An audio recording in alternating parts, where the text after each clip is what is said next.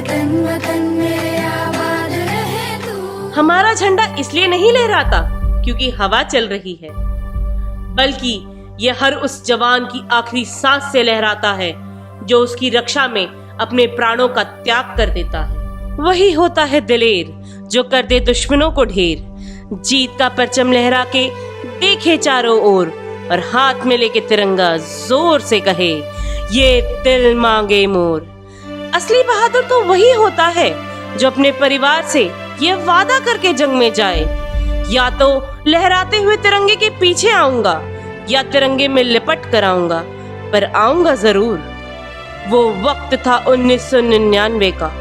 पाकिस्तान अपनी बदनीयती के साथ हमारे इलाके में घुस गया था और इन गीदड़ों को निकालने के लिए कुछ शेरों को तो काम पर लगना ही था। वहीं बब्बर शेरों में से एक बब्बर शेर था कैप्टन विक्रम बत्रा। 9 सितंबर 1974 की पैदाइश। कारगिल के 5 सबसे इंपॉर्टेंट पॉइंट जिताने में मेन रोल निभाने वाला, जोश से भरा हुआ, सबका चहेता, परमवीर चक्र पाने वाला आखिरी फौजी। वह इंसान जिसने मरने से पहले बहुत से साथियों को बचाया। 1997 इंडियन मिलिट्री एकेडमी देहरादून में अपने माता पिता से किया हुआ वादा पूरा किया। दोनों ही विक्रम की पासिंग आउट परेड में शामिल हुए थे। अपने खूबसूरत नौजवान बेटे को वर्दी में देखकर पिता गिरधारी लाल बत्रा का कलेजा फक्र से चौड़ा हो गया। उस वक्त उन्हें कहां पता था कि एक दिन उनका सपूत कुछ ऐसा कारनामा कर जाएगा कि खुद तब के आर्मी चीफ वेद प्रकाश मलिक उनके घर आके यह कहेंगे कि अगर विक्रम कारगिल में शहीद ना हुआ होता तो एक दिन वह इंडियन आर्मी का हेड बनता और उनकी कुर्सी पर बैठता। हिंदुस्तान ने अब तक जितनी भी जंगें लड़ी हैं, उनमें से कारगिल की लड़ाई में लोगों की दिलचस्पी बहुत ज्यादा रही है, क्योंकि यह वह दौर था जब हम इस लड़ाई के हिस्से टीवी पर देख पा रहे थे।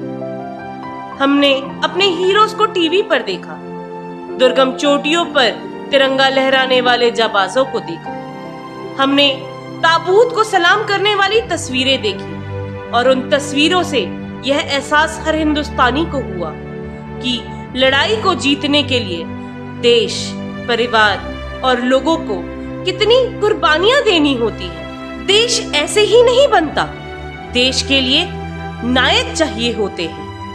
ऐसे ही एक नायक बना कैप्टन विक्रम बत्रा।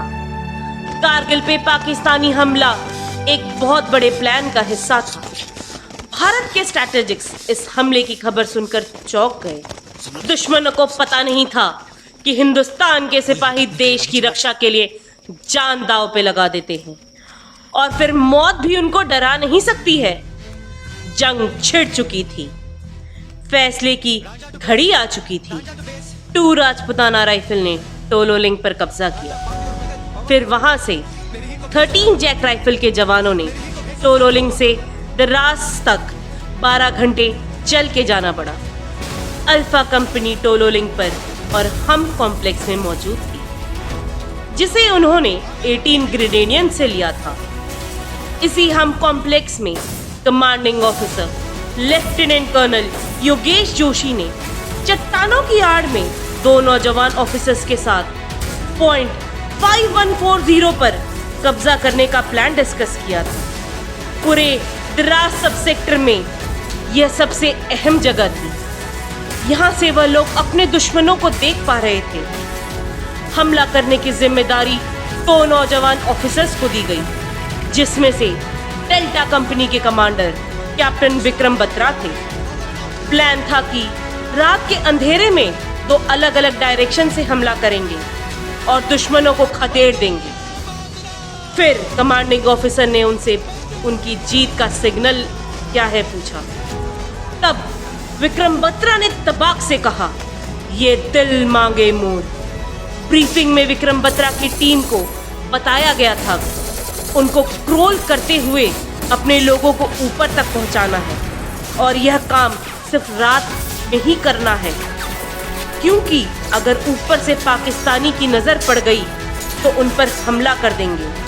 और भीषण युद्ध के बाद सुबह 4:30 पर विक्रम बत्रा ने वायरलेस पे यह संदेश दिया, यह दिल मांगे मोर।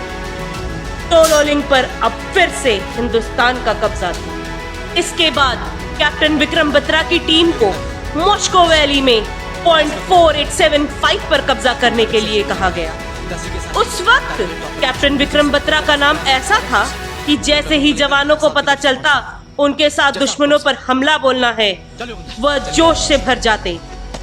सेना के ऑफिसर्स ने जब आपस में बात की, विक्रम बत्रा कंपनी को लीड करते हुए ऊपर की तरफ जा रहे हैं। वह पाकिस्तान खुफिया एजेंसी ने इस कॉल को टैप किया। उन्होंने जब अपने ऑफिसर्स को यह मैसेज दिया तो उनके ऑफिसर्स ने उनके जवानों को आघात बरतने को कहा। आदेश दिया, अलर्ट हो जाओ, शेर शाह आ रहा है। 1999 का नया शेर शाह पाकिस्तानियों के लिए बन चुका था खौफ का दूसरा नाम।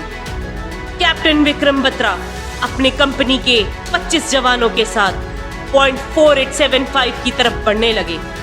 ऊपर जाते ही अंधाधुंध फायरिंग शुरू हो गई। दोनों ही तरफ से घमासान लड़ाई शुरू हो गई। तब कैप्टन विक्रम बत्रा के एक जवान को गोली लग गई। उनकी नजर उस खून से लथपथ जवान पर पड़ी तो उन्होंने साथ में सूबेदार रघुनाथ सिंह से कहा, इस जवान को इवैक्यूएट करना पड़ेगा। तब विक्रम बत्रा ने सूबेदार रघुनाथ सिंह से कहा, आप बीवी बच्चे वाले हैं, आप पैर से पकड़े, मैं सिर से उठाता हूं। और जैसे ही विक्रम जवान को उठाने के लिए झुके, दुश्मन की गोली उनका सीना भेद गई। अपने जवान की जान बचाते हुए अपनी जान दे गया। कैप्टन विक्रम बत्रा का यह दिल मांगे मोर हिंदुस्तान के दिलों में आज भी बसा हुआ है। कैप्टन विक्रम बत्रा के लिए हम ये जरूर कह सकते हैं, दिल से मर के भी न निकलेगी वतन की ये उल्फत। मेरी मिट्टी से भी खुशबुएं वतन आएगी। अपने अदम्य साहस और अतुलनीय शौर्य के लिए कैप्टन विक्रम बत्रा को मरणोपरांत दिया गया परमवीर चक्र। वतन वतन मेरे आबाद रहे तू, वतन वतन